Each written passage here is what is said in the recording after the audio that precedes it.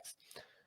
So now I wanted to talk to you about the global significance of this, outside of even just the integration of Latin America. Because, Mercosur and ALBA and all these institutions are going to be strengthened with the victory of Lula da Silva. So all of these integration projects to bring together, pool together the resources of the region for more independence, economic development in that way, regionally, that's going to improve, of course. There's no doubt about that at all. But the significance of this extends far beyond that.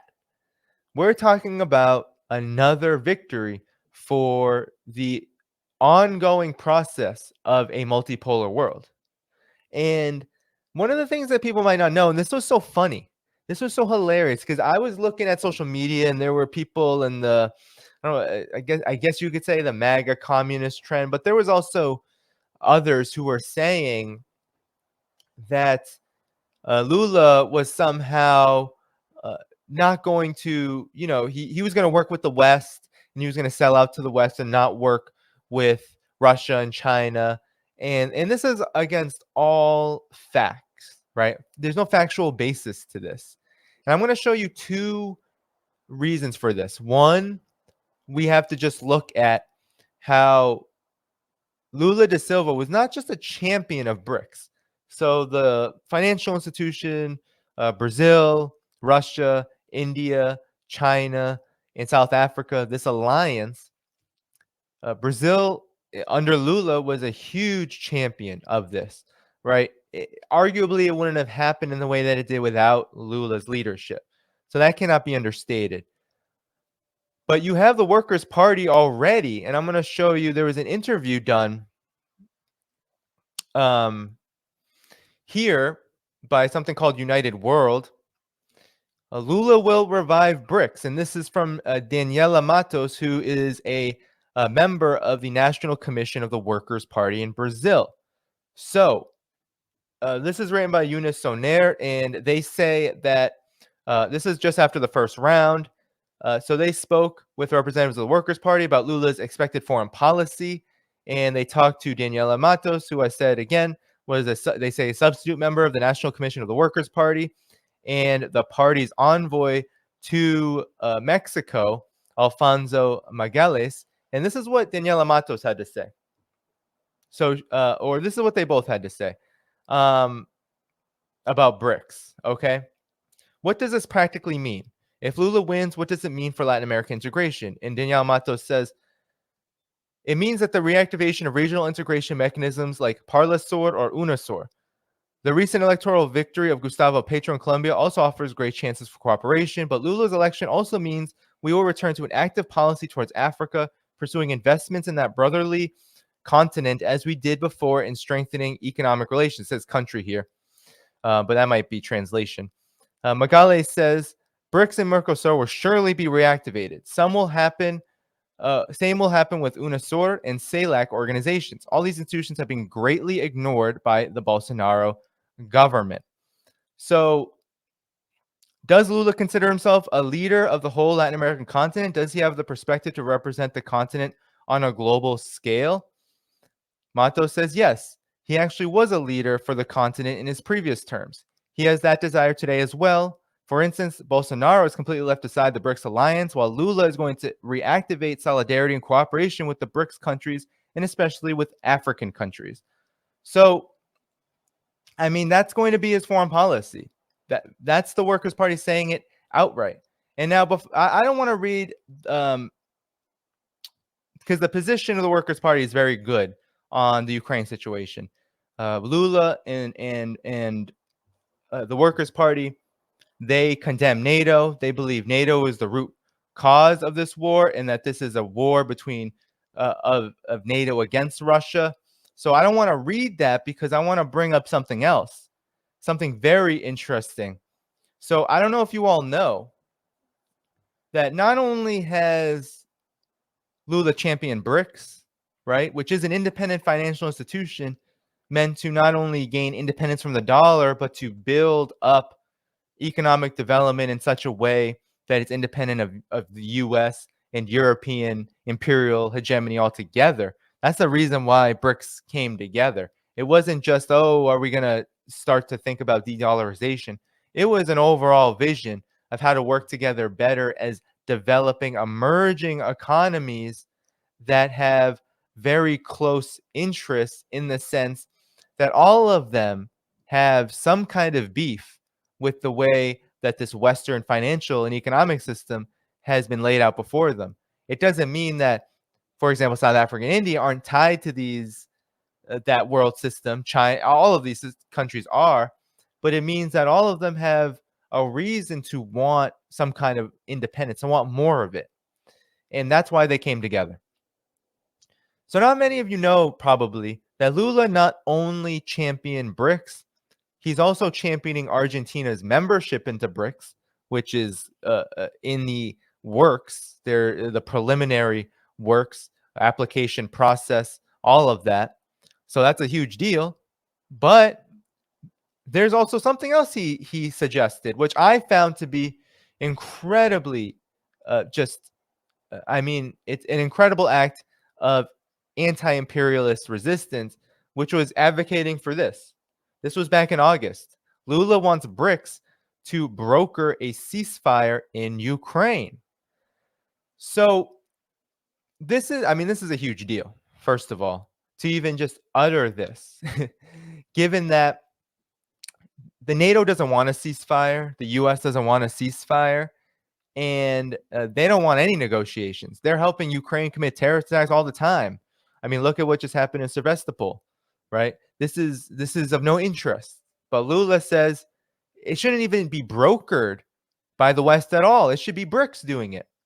So here's what Lula had to say back in August. He said that he met with Russia's ambassador to Brazil, Alexei Lebetsky, and suggested the BRICS group, the two countries share with India, China, and South Africa, broker a ceasefire in Ukraine. Lula insisted on the role of BRICS in the search for a solution to the war in Ukraine and has already met with foreign diplomats at the home of his lawyer, Cristiano Zanin, in Sao Paulo, according to Follow de Sao Paulo.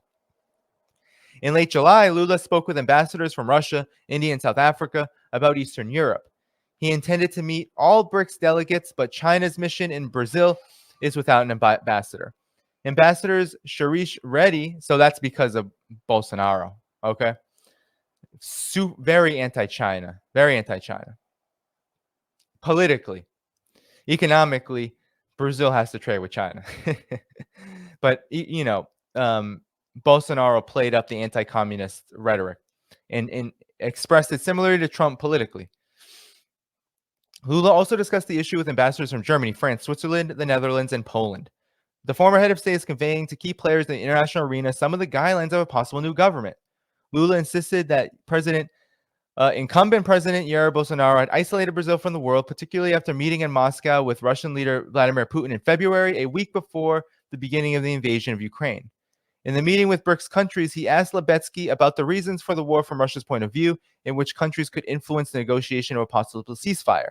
He questioned why BRICS was not engaged in trying to mitigate the effects of the war, since Russia is part of the bloc. Lula is committed to showing himself as a leader who seeks to work for peace, according to Folha. He also discussed the European Union's trade agreement with Mercosur and Brazil's accession to process the Organization of Economic Cooperation and Development. So, I mean, look, if we're for peace, right, if we want a negotiated settlement, because that's really the only way any kind of beginning rudiments of peace is going to happen in this situation. Not that I'm very optimistic about that at all at this moment, but I think the point is that Lula da Silva is saying that BRICS should broker this. And what's so interesting, I think, about BRICS is that this is talked about casually, right? Because all these countries, regardless of how subservient they need to be, right? For example, South Africa is very much integrated in the Western economic model. There's a lot, of course, inequality that's happened there because of it. But no matter how much that is true, it also stands to be true as well that these countries need to be, like India, for example, they need to be more independent from this Western catastrophic economic system that's, of course, crashing and burning right now. So it's almost kind of casual how this is being talked about. And Lula in August was coming right out and saying BRICS should be the leaders in this. The BRICS countries should come together as leaders and negotiate around how to bring peace, because there needs to be more economic stability, and that's what BRICS is all about. So that's a really, I mean,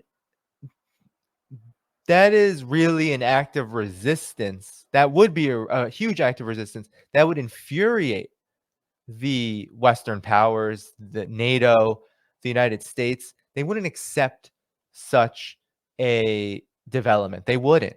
If China, Russia, South Africa, India, and Brazil, let's say in January, were to come together and say, we're going to work out how to speak with Ukraine around how to negotiate this settlement, what do you think NATO would do? Immediately, there would be calls of interference. There would be so much cacophony about how much of a problem this is, and I'm sure these countries would be punished in some way. So that is how I think significant calling for this would be. And I hope, I truly hope, I mean, this is something we should actually take up ourselves if we are truly against war, if we're truly anti-imperialist, if we're truly for more sovereignty around the world, more breathing room, more self-determination for nations under the gun of U.S. imperialism, then we should be taking up that call as well for BRICS to be at the forefront, to take that leap and step. Whether BRICS is ready, whether it has the capacity to do that under the given political situation, that's more complicated. But just even floating the idea and pushing for the idea, which Lula did, which is, again, I think shows how wrong-headed people are in dismissing this as some kind of insignificant election, as some kind of, even a loss for the left, I think is ridiculous. And so, I wanted to show you all that because it definitely, I think, brings a signal of positivity that things are going in the right direction when you have someone like Lula being elected and now, right, governing in a manner that is more aligned with this multipolar world, which humanity really needs to succeed. Humanity really needs to continue.